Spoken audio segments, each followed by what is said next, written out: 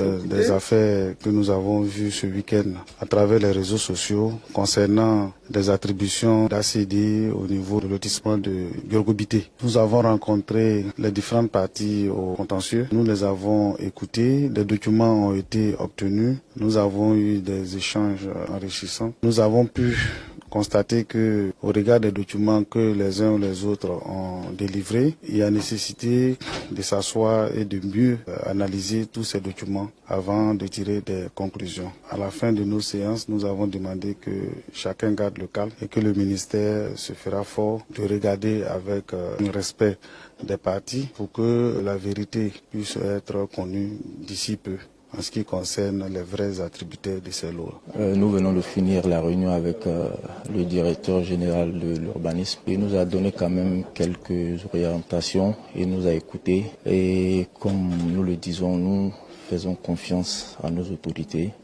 et on espère avoir une suite favorable. Ils espèrent avoir une suite favorable.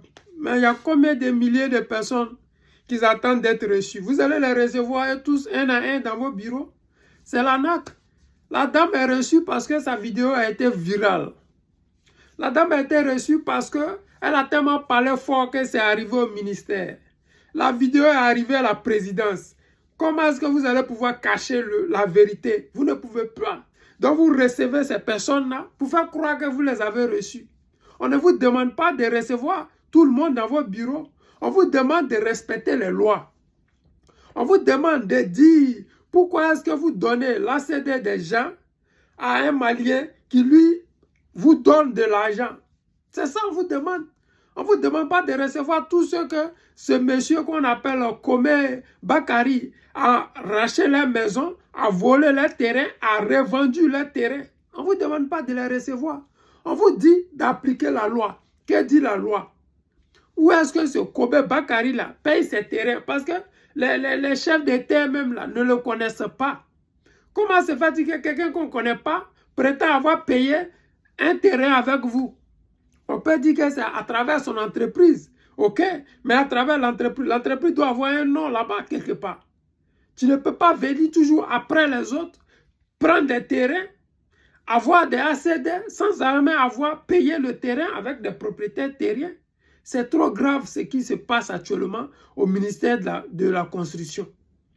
C'est grave, c'est honteux. Et c'est cette honte-là qu'ils veulent enlever sur eux en essayant de faire croire aux Ivoiriens qu'ils écoutent les Ivoiriens et qu'ils ont appelé les Ivoiriens. Donc, toutes ces personnes qui ont commencé à se plaindre de Komé Bakari, là, vous tous, vous allez les recevoir tous. Ces milliers de personnes qui ont perdu leur terrain. Ces milliers de personnes qui ont perdu leur maison. Je me rappelle, je ne sais pas, en 2016 ou bien 2017 par là, j'ai été approché par un certain Bakari qui disait avoir dépensé plus de 100 millions dans sa maison. 100 ou 300 millions parce qu'il y a longtemps à l'époque. Qui m'a dit qu'il était propriétaire d'un terrain auprès d'un certain Kwame qui travaillait au ministère, à la présidence, qui était le conseiller du président de la République et qui avait démoli sa maison à plus de 100 millions. Parce que la maison qui était là, il disait que c'était des studios et que lui, auprès de sa maison, les pauvres ne pouvaient pas venir habiter. Voici la seule raison qu'il a donnée pour démolir la maison du gars. Et le gars faisait main et pieds pour qu'on lui restitue son argent. Parce que quand il vit ici en Europe, c'est difficile la vie ici. Mais pour avoir de l'argent investi au pays, c'est encore 10 fois difficile. Parce que la transaction te coûte de l'argent. Donc quand on démolit ta maison, qui est déjà habitée, qui va te rembourser cet argent-là? L'affaire là, ça a traîné sur les réseaux comme ça. On ne sait pas où c'est terminé, on ne sait pas comment ça s'est terminé. Ce qui se passe avec la dame, ils vont faire traîner l'affaire pour que le buzz puisse s'éteindre. Et quand le buzz va s'éteindre, ils vont arracher le terrain de la dame. Et après, ils vont faire croire aux gens que oui, ils ont donné un terrain à la femme, elle n'est pas contente. C'est comme ça, ils font tout le temps. Mais pour que cela n'arrive plus jamais en Côte d'Ivoire, nous devons tout faire pour que le président Laurent Gbagbo vienne au pouvoir. Parce que sous la gouvernance du président Laurent Gbagbo, on ne voyait pas ça. Il n'y avait pas des djoulas qui prenaient la maison des autres. Il Il y avait une Côte d'Ivoire où la loi était dite. Même les amis du président Gbagbo Laurent allaient en prison quand tu volais. J'ai fait un clin d'œil à la femme de Pascal Affi-N'Guessan qui a été en prison parce qu'ils avaient détourné de l'argent du café cacao. Les barons, les parrains du café cacao avaient détourné de l'argent malgré qu'ils finançaient la guerre, malgré qu'ils soutenaient le gouvernement du président Laurent Gbagbo. Ils ont été derrière les barreaux parce qu'avec le président Laurent Gbagbo, si tu voles, tu vas payer. Il n'y a pas à faire, tu es djoula, tu es bêté, tu es quoi, non. Ceux qui ont été en prison à l'époque, ils étaient dans le gouvernement du président Laurent Gbagbo. Pascal Affi-N'Guessan était président du FPI, dont le président Laurent Gbagbo était président.